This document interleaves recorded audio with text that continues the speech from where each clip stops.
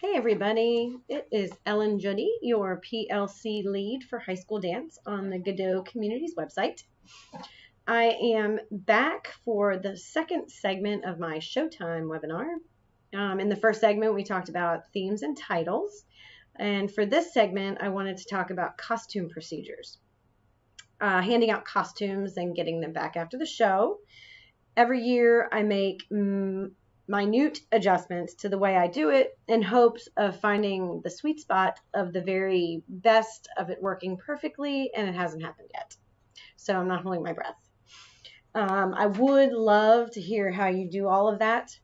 I'm hoping we can spark a good discussion on all that. I'm sure we each have different procedures, and so I would love to hear what you do. Like I said, I'm still trying to find the perfect thing. Haven't yet, but it can happen at some point. Perhaps. Never know. So this is just my handy dandy intro. All right, so I'll get to this in a second. So I'll start by telling you how I did it for my fall show 2021, and these actually came from my fall show. Obviously, you have to start by figuring out which costumes you are going to use, and then making sure you have the right amount, and then making sure you have the right sizes for your dancers. Then I make the chart. So I do a table in Word because Excel scares me and I don't know how to use it. Maybe someday on that too. So my chart simply lists their names and the dances. And then when we do a costume fitting, I will fill in which color and size they are getting. And that's the chart on the left. And then I also do a chart for each class in this way. And then when they hand them in, then I know who has what. If I'm missing a small orange dress, I can pinpoint who had smalls and see who had them. In a perfect costume world, I would have each piece numbered. So that way, if I'm missing a small orange dress number 3, I could just look at the chart and see that Mary Kay had it and she didn't turn it in. But I haven't numbered costumes in 13 years. At this point, it probably won't happen. So that's the chart on the left. That's how I do that. And then I make a list of what each class and dance is wearing, and the chart on the right will be hung up in strategic places around the dance room and in the dressing rooms and whatnot, just so they know what they need to wear. So as I pull the costumes out of the closet to fit them, I keep them in plastic tubs at the front of the room or in my office. And this is towards the show, like maybe 3 weeks, in advance of the show. I keep them in that way in the front of the room until I'm ready to hand them out. In the past, I have had my dance council and other volunteers. We show up on the Sunday before show week to hand out costumes. And now I just do it on the Friday before. That way we don't have to come in on a Sunday. Not sure why I've done it on a Sunday for so long, but I learn slow. So hand out, I give students a week to bring a basket or some other vessel in which they can put their costumes. On costume handout day, my dance council will come in. My dance council is a group of senior dancers who help me govern the dance department. And they arrange everyone's basket. So everyone has brought a basket of some sort and their name is labeled on it. And they will arrange the baskets on the dance floor by class. So my mirror is here, and then second period's baskets will run this way, third period baskets run that way, fourth, and then we hang labels on the mirror. Then I have my chart, which is here on the left, all filled in the costume binder, in the show binder. I give to my costume leader. Has to be somebody who you can rely on, because if mistakes are made at this point in the game, somebody doesn't have a costume. Can't have that. So anyway, she will go, like if this is my second period class, then she will go and say, okay, Mary Kay gets the zombie tie-dye tank top, and then she'll pick one of those up. The size will be there. She'll put the size in Mary Kay's basket.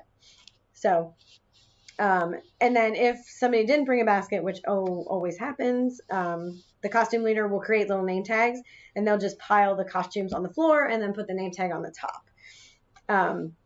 This is usually a fun bonding time for dance council. They play music and they chat and they love it because, they like to be leaders and they like to say that, hey, I handed out costumes. During this time, I'm usually in the theater working with the theater teacher who helps me cable all the lights. So I check in with them a few times, but generally do it all on their own. And like I said, they're not perfect. So if there are mistakes, there have been mistakes, and at times, pieces have gone missing, but we generally find them before show. So then on the Monday of dance show week, we have the students come in and then they pick up their baskets, and then they are responsible for their costumes throughout the week. This year I did use a couple Z-racks in the dressing rooms and gave each class their own rack, and they had a spot labeled. And again, the costume leader did this. We labeled each spot and gave each student enough hangers for each costume. My intention was to check after each show that each costume for each dancer was hung up. Because when costumes go home is when we have the problems of loss or forgetfulness. So I wanted them to keep them on the racks. Now we can't, 2 dressing rooms that we use are classrooms actually that are just behind the theater. So if I do a show on a weeknight, I have to clean out the whole room as if, there's a class the next day, which there is. So that's why I thought it would be nice to have the racks. We just roll it on out. That was a great intention, but it didn't happen. We're all so exhausted after each show because the week has been so long, and you know how this feels. And then my hopes of checking off 100 kids after each show was not feasible. So didn't happen. Most of the girls hung their costumes up at the end of each night, so it was a little bit easier to roll them out of the classroom / dressing rooms. So that did help. So let's see. I'll try again this spring and see how it goes. I don't know. One of my dancers. Well, actually, I'm going to have to try because one of my dancers choreographed this big, huge Bollywood number, and her mom, among other things, is a seamstress. So she is making us a custom set of costumes for this Bollywood dance. She's imported material from India. She's making them from scratch. We'll all have like jewelry and accessories that go on. Mom's going to come in and do their makeup. They're going to open the show. So it's going to be this huge Bollywood production number. She's not volunteering. I'm paying her to make these costumes. I'm starting to invest in more Bollywood costumes because we've done so much of it. But with all those pieces of costume, there's 3 pieces of costume. Then we'll have jewelry. There's a flower thing for their hair. So I'm going to have to make sure all of that is hung up and neatly put somewhere after every show. Maybe I'll have a jewelry procedure. I don't know. One year we did a Fosse piece with, they wore white bob wigs.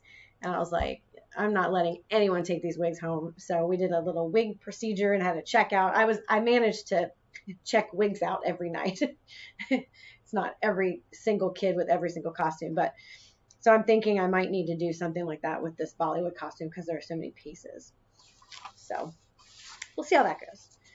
And then, so that's hand out, and then hand in.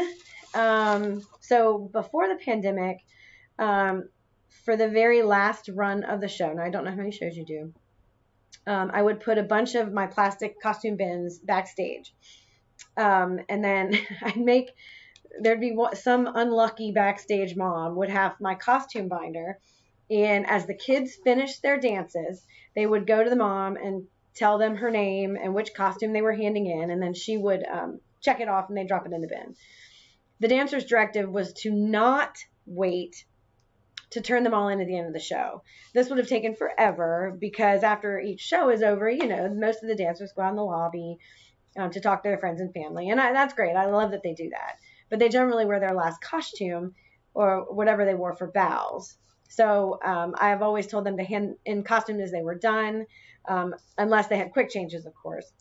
So then when everything was turned in way after the show was over, I would have dozen or so plastic bins full of dirty costumes that needed to be moved. For years, ask me why I made my life hard. I don't know. I can't tell you. I would load the bins into my car. And by this time, I felt so bad for parents. I would just be like, yeah, no, go. I got it. So I would be hauling plastic bins to my car at like 10:30 at night after a whole run of shows. So I don't know why I did that. And I remember janitors giving me dirty looks because they're like, well, I want to go.